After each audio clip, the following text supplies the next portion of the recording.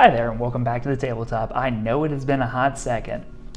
So, based on a community poll that was posted here on YouTube, the next game that we are going to be covering with the guide series is Pathfinder. So, Pathfinder is a pretty fantastic tabletop role-playing game that I've been getting into recently, and I think that this is one that if you like having a heavily customizable experience, this is going to be a game that you want to try, even if it's just a little bit. So I'm currently working my way through my first campaign series with a group of friends on my Discord server, and it has been a lot of fun. But I will say there is a lot that you need to know in order to play this game. So if you are looking for something that's a little bit different than D&D, this might be a good first step. It is very similar in a lot of ways, but also very different in a lot.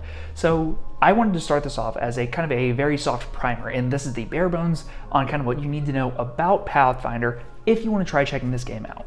So first things first, if you are wanting to even kind of see what this game is like, I will say that the entire rule set for the game is available for free online on the archives of Nephis. I'll make sure that there is a link to that in the description of this video. So if you want to just, kind of glance over some of this as we're talking, that's going to be a good way for you to do so. So first, let's talk about what you're going to need. And if you are going to be playing with a physical character sheet, you're going to want to be able to print one of those off, and you are going to need some dice. Now, much like Dungeons and Dragons, you're going to need a full set of polyhedral dice ranging from a 4-sided dice or a D4 all the way up to a 20-sided dice or the D20. The D20 is going to be the vital dice that you need to make all of your checks, and when you're in combat, to make all of your attack rolls. Now, the remaining dice are largely going to be when you are dealing damage, or if you're going to be applying either buffs or debuffs to allies and enemies, or sometimes debuff allies if you feel like it. Now, what are you doing with these dice? So a lot of it is that you're going to be in scenarios where you are going to be making a variety of checks just to determine on whether or not this is something that your character succeeds in. Now, making a check in Pathfinder is a bit different than making a check in Dungeons and Dragons. In D&D, if that's what you're more used to playing, you roll and you either pass or fail, and that's usually about it. In Pathfinder, however, there is a kind of tiered success system, and that is tracked as a critical success, a failure, or a critical failure. Now, while that seems pretty straightforward, I will say that a critical success comes about in two ways. You either roll a 20 on that 20-sided dice, or you roll, and whatever the difficulty value of that check is, if you score 10 above that, because numbers are a lot bigger in Pathfinder than they are in Dungeons and Dragons, then that is a critical success. If you exceed the number that is associated with making that check, so let's say if there is a difficulty value of 18, for example, if you roll 18 or above, you pass the check. If you get a 28, you get a critical success. Now, while it's, I feel, a bit easier to get critical successes in Pathfinder, it's also a lot easier to get critical failures. So it's going to be the same, but inverse. So if you get a natural 1, or you just roll that 1 on the 20-sided dice, or you get 10 under the associated difficulty value, then you are going to get a critical failure, which usually means that you get the worst possible result as to what could happen there. It means that you might lose equipment, you lose time, something goes horribly wrong, like a ritual goes off and you summon something that you really shouldn't have. But the tiered forms of success really do make this game stand out, and I will say, as a game master, it gives you a lot of fun options to play with. Now, let's talk about what are some of the player choices that you'll get, and a lot of this is going to be coming from your ancestry and the class that you're going to be playing. Now, ancestry just means that that's kind of who your character is. It's, are you that dwarf? Are you an elf?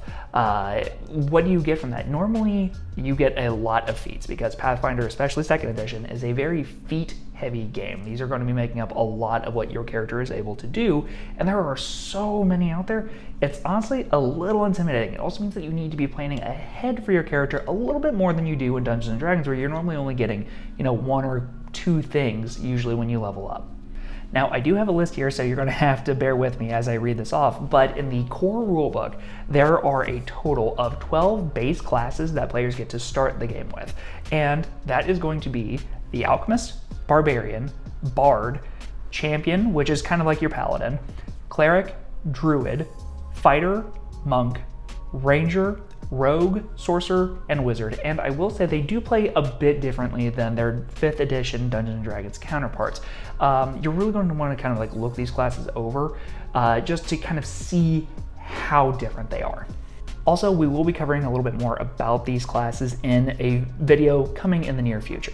Now, when I said that this is a very customizable experience, I was not kidding. There are so many feats that you can take for so many different reasons. They can come from your ancestry, they can come from your class, they can come from backgrounds, they can come from a wide variety of archetypes.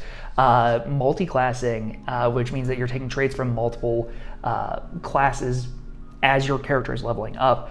Like, there are just a lot of ways to do this, and a lot of these will provide very small niche bonuses in certain circumstances.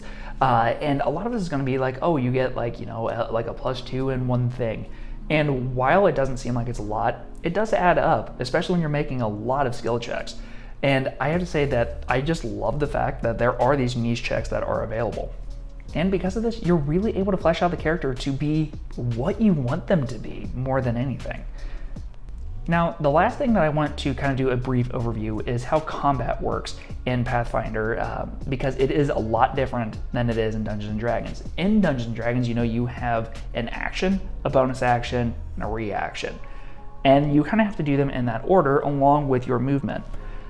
Pathfinder does it a bit different because you have a total of 3 action points that you get to use during combat. And there are point values that are assigned to different actions. If you want to just take an attack, that's 1 point. If you want to move, that's 1 point as well. There are spells that sometimes take all 3 of your points, but you get a really big effect from it. There are more powerful spells, but not quite as strong, that take 2. And it's really going to be up to you to determine how you want to use those 3 points while you are playing the game. And I have to say that I personally love it a lot. As the game master for a group of people, it's been very interesting to see how people use and reserve some of those points while combat is taking place. It also means that if you want to just use all 3 of your points to, you know, move a great distance, you can. You want to stand in one spot, swing 3 times with some negatives associated with it, you can do that too, though I will say good luck on hitting that 3rd shot, because you take a pretty mighty penalty for that. So I will say that in the pre-written modules that are out there, there are gridded combat scenes. However, if you wanted to do something that's a little bit more imagination-based and you wanted to do theater of the mind, you could make that work as well, though it might be a little difficult, and you're just gonna have to keep in mind that there are distances and ranges that are associated with it. Now, I will say that if you want a little bit more information on Pathfinder as a whole, I would highly recommend checking out a video probably over in this area from the Literary DM, who's a friend of the channel and has been talking about Pathfinder a lot more lately. He also does a great job on breaking down how Pathfinder's combat and magic systems work. So really, if you're not already following him, you really should. So as I said, this is a very brief overview of kind of like what makes Pathfinder stand out. We will be diving a lot more into this with kind of how-to videos coming in the future, specifically looking kind of how those classes work, and then we will start kind of diving into maybe even a little bit of the lore surrounding this game. But I just wanted to give you a taste of why Pathfinder is good and why people really do enjoy this system, especially if they're starting to branch out from Dungeons & Dragons. Now, I will say it can be a bit overwhelming at times, and that is perfectly okay. As I mentioned before, check out the archives of Nethys if you want to get a sense on how the rules work for the game, because then you can see it without having to pay anything, and that, I think, is a wonderful way of eliminating a barrier to entry. So as always, I like to end these with a question. So have you played Pathfinder? Do you like it? And is this a game that you would recommend to somebody that is a bit newer to playing tabletop role-playing games, or would this be one that you would recommend on holding off? But hey, that's gonna go ahead and wrap up this video, and I will see you next time. Bye-bye.